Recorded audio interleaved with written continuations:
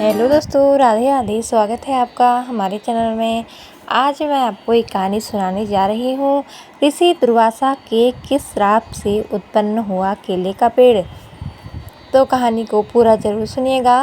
केले के पेड़ का अध्यात्म में भी बहुत महत्व है। इसे कदली फल भी कहा जाता है। इसे भगवान विष्णु का स्वरूप माना जाता है। केले के पेड़ के उत्पन्न होने की कहानी बहुत ही रोचक है। तो दोस्तों, कहानी को पूरा जरूर सुनिएगा, जो ऋषि दुर्वासा के क्रोध से जुड़ी हुई है। ऋषि दुर्वासा के क्रोध का परिणाम है केले का पेड़। ऋषि पत्नी कदली के भस्म होने से उत्पन्न हुआ केला। पूजा व्रत विधान में केले का फल, प्रसाद में केले के पत्ते, पूजा स्थल को सजाने में और केले का पौधा किसी भी स्थान को पूजा स्थल की मान्यता देने के लिए बहुत ही महत्वपूर्ण माना जाता है। आरोग्य की नज़र से संपूर्ण आहार वाला केले का फल अध्यात्म की नज़र में बहुत ही पवित्र और पूजनीय माना जाता है। इसके चौड़े पत्तों में श्री हरि का निवास माना जाता है, तो जड़ों में महादेव का, जिसे मूल शंकर के नाम से भी जाना जाता है। केले का कोई बीज नहीं होता है और इस पेड़ में तना भी नहीं होता। सिर्फ पत्तों में परत दर परत लिपटा हुआ यह पेड़ इतना अलग और विशेष क्यों है? कैसे हुआ इसका जन्म? पुराणों में इसकी कथा भी बहुत रोचक है और आश्चर्य में डालने वाली है। ऐसा है केले के पेड़ का स्वरूप। केले के पेड़ को ध्यान से देखें तो यह किसी भारतीय स्त्री की कल्पना जैसा लगता है। पत्तों में लिपटा तना ऐसा लगता है जैसे किसी महिला ने साड़ी लपेट रखी है, और सबसे ऊपरी भाग में फलों से लदी शाखा नुमा आकृति जमीन की ओर लटकी रहती है, जैसे फूलों से सजी हुई किसी महिला की चोटी।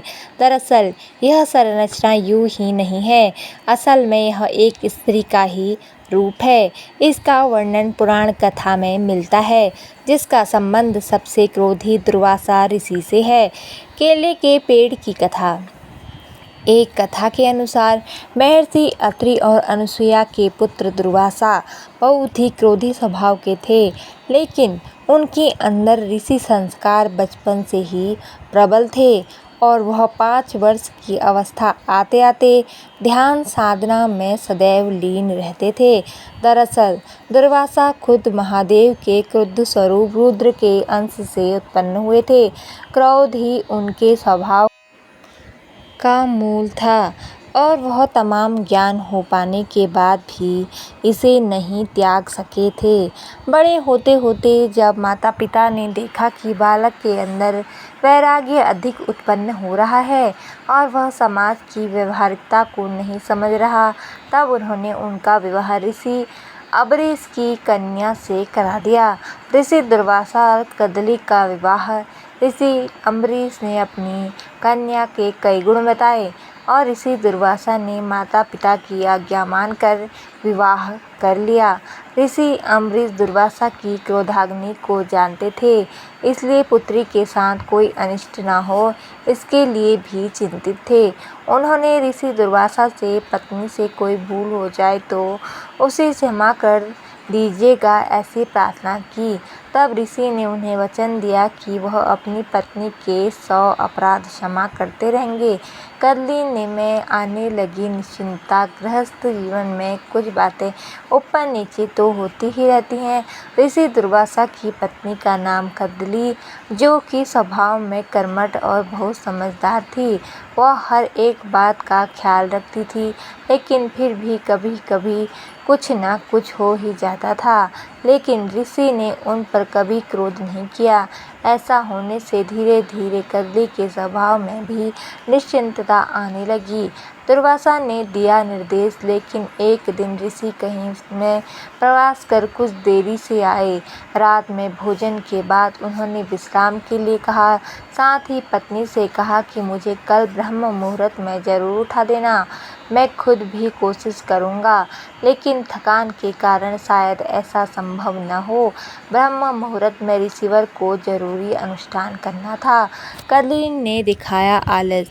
अगले दिन कदली की ब्रह्म मुहूर्त में नींद नहीं खुली, लेकिन आलस के कारण न तो वह खुद उठी और न ही ऋषि को उठाया।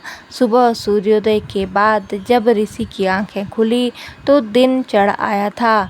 अपना अनुष्ठान न कर पाने के कारण वह कदली पर बहुत क्रोधित हुए और उन्हें भस्म हो जाने का श्राप दे दिया। ऐसे बना केले का पेड़। ऋषि के श्राप का तुरंत असर हुआ और कदली राख बन गई। ऋषि को भी इस घटना पर बहुत दुख हुआ, लेकिन अनुशासन स्थापित करने के लिए उन्हें ऐसा करना पड़ा। जब कदली के पिता ऋषि अम्बरीश आए तो अपनी पुत्री को राख बना देखकर बहुत दुखी हुए। तब दुर्वासा ऋषि ने कदली की राख को पेड़ में बदल दिया और वरदान दिया कि अब से यह हर पूजा व अनुष्ठान का हिस्सा बनेगी। इस तरह से केले के पेड़ का जन्म हुआ और कदली फल यानी केले का फल हर पूजा प्रसाद बन गया। केले के पेड़ की गुरुवार को पूजा होती है और इस दिन केले के पेड़ को मान्यता से पूजा जाता है। तो दोस्तों, आपको हमारी कहानी कैसी लगी कमेंट करके ज़रूर बताएं और ऐसी आध्यात्मिक और ज्ञानवर्धक कहानियाँ सुनने के लिए हमारे चैनल को सब्सक्राइब जरूर करें। धन्यवाद। जय माता दी।